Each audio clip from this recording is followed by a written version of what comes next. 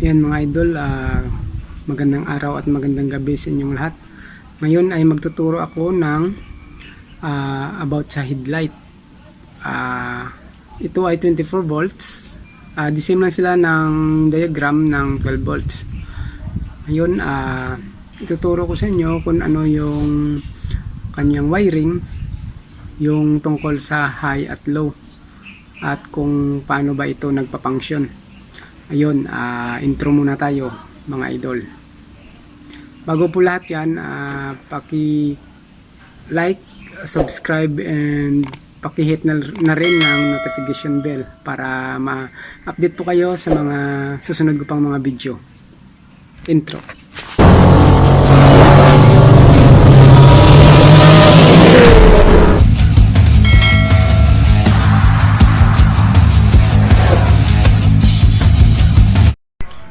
Ito na yung ating headlight wiring diagram. Mayroon tayong headlight left and right. Dalawa yan. Dalawa sa right, dalawa sa left. Bali, apat lahat. Tapos, mayroon tayong apat na fuse. Tapos, dalawang relay. High and low relay.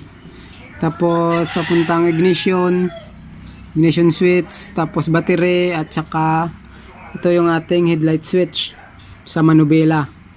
Ito yung supply ng ating headlight switch ay ground. Yan, dito tayo magsisimula sa battery.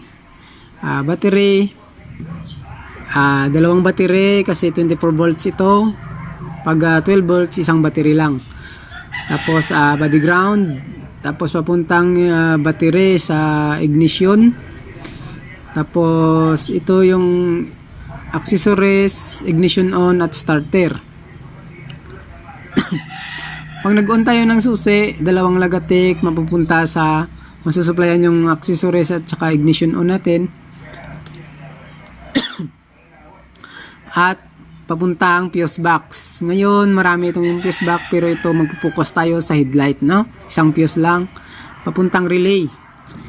Itong ignition on, puntang fuse, papuntang relay. Ito ay papuntang number 30. At saka 86, masusuplayan pag on ng susi. Automatic, masusuplayan yung 86 at number 30. Yung dalawang relay ng ating headlight. Ito. Automatic standby supply yan pag naka-on yung ating susi. Ngayon yung 85 naman, ito yung ating switch. Yan. Kasi standby positive tayo dito pag nag-on yung susi, para gumana yung ating relay ay dapat negative tayo dito. Kaya negative switch ang ating headlight. Ngayon sa switch na naman, ito yung kanyang common ay nakakonekta sa body ground, tapos papuntang switch. At ito naman yung switch ng dalawang wire, yung high and low. Pag on mo ng switch, dalawang ikot, dalawang select, no? Dalawang lagatek, magkakaroon ng supply na ground kung saan man nakapisto yung ating dimmer switch. Example, nakapisto ang ating dimmer switch sa high position. Automatic, masusuplayan yung dalawang relay. Magkakaroon ng supply yung 85 at yung isang relay 85. Bali, gagana lahat yung ating headlight pag naka-high tayo. Ito kasi yung construction to ay pag nag-high, apat na bulb yung iilaw. Pero pag naka-low position po tayo, ay ito isang relay lang ang gagana at yung high ay madi-disable. Tapos itong number 30 kasi dito yung supply galing ng susi, papuntang 87, tapos yung 87 ay papuntang fuse na apat, tapos fuse papuntang headlight. Yan. Bali yung ating low, ang relay ng low beam ay magsusupply pag nag-on tayo ng headlight switch, masusupplyan ito. yung number 30 ay lilipat sa magdidikit sa 87, tapos yung 87 na wiring ay pupuntang low. Yan, magkabilaan sa taas at sa ilalim. Sa gilid, maggilid yan, left and right. Ilaw, ito lang yung ilaw, itong high ay hindi ilaw. Pero pag nag-high tayo, automatic, dalawang wire may supply na to. At yung dalawang relay ay magkakaroon rin ng magti-trigger at magkakaroon ng supply yung 87 ng high beam at low beam. Ngayon, masusuplayan yung 4 na fuse at iilaw yung 4 na bulb. Yan, sabay iilaw yan yung 4 na bulb pag naka-high. Ngayon, yung ibig sabihin, yung fuse natin, gagana lang ito pag naka-on ang ating headlight switch. Pero pag naka-off ang ating headlight switch, ang fuse ay walang supply. Kasi yung trabaho ng fuse ay for safety at itong construction na ito, ang design na ito ay mas madali i-troubleshoot. Sa troubleshooting na naman, pag nag-grounded ating low beam, right, ibig sabihin yung low beam na fuse, right lang ang mapuputol at yung tatlong fuse ay hindi ito maapektuhan at ito lang ang hahanapin natin kung saan nag-grounded, sa taas ba ng dashboard o sa ilalim ba ng headlight. Ganyan lang kadali mag-troubleshoot ng grounded sa ating headlight na ganito yung construction, no? Yung 4 na fuse ay may 4 na fuse yung ating headlight. Ngayon, pag yung high and grounded, automatic yung tatlong fuse, ito yung sa taas at yung dalawa sa baba ay gumagana. Ito lang yung high beam ang ating hahanapin. Dito lang tayo magpo-focus para mas madali nating mahanap ang grounded. Ganyan lang kasimple. Ganito din sa dalawa pag nag-grounded dito lang talaga. Ngayon, pag dito naman mag-grounded, example, dito siya mag-grounded banda, automatic yung ating fuse na main fuse, ito ang puputok.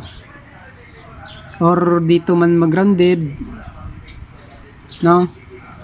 Automatic ito yung puputok. Ibig sabihin, lahat ay walang supply pag dito na-grounded sa linya ng ating relay. Automatic dito ang mapuputol. Ganyan lang kadali mag-troubleshoot.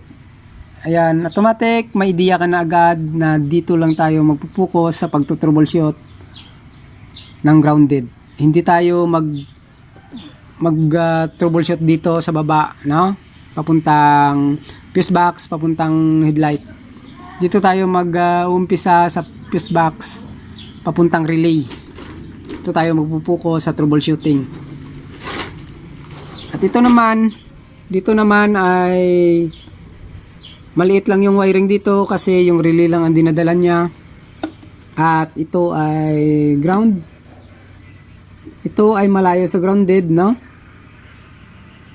Yung troubleshooting naman natin dito pag ayaw makontrol ng switch yung ating relay, example automatic nag-on kahit hindi pa ginagalaw yung switch, ito naman ang hahanapin natin yung switch wire ng ating relay papuntang switch ng ating headlight.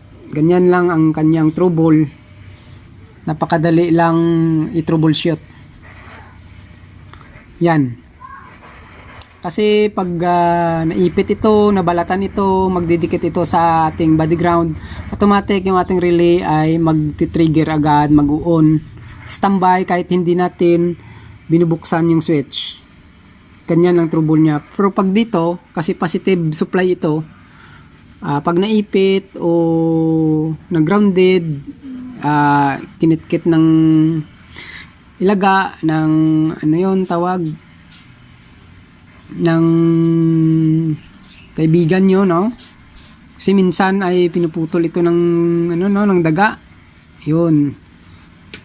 Yan dito, automatic. Sa troubleshooting naman ay hindi ito umiilaw. Testing mo yung fuse pag may supply. Good ang fuse na 4 na ito at hindi umiilaw, o kahit saan man dyan sa 4 na hindi umiilaw. Pag good ang fuse sa troubleshooting, automatic, mag-isip ka na baka may putol. Pero para mas madali yung troubleshooting, pag good ang fuse natin, buksan mo ito yung ating headlight at inspect tayo dito sa headlight bulb. Yan. Buksan natin. Pag okay yung ating headlight bulb, ibig sabihin yung wiring natin, yun ang may problema. Baka may putol, or yung ating ground baka putol. Ganyan lang kasimple mag-troubleshoot ng ating headlight. At ganito yung kanyang construction wiring diagram, no? Ayun, hanggang dito lang mga idol. At paki-support na lang ng ating channel, paki-subscribe at saka paki-hit na rin ng notification bell para updated kayo palagi sa mga susunod pang video. At sana ay may tutunan kayo sa aking kunting video na ito. At maraming salamat. Peace out.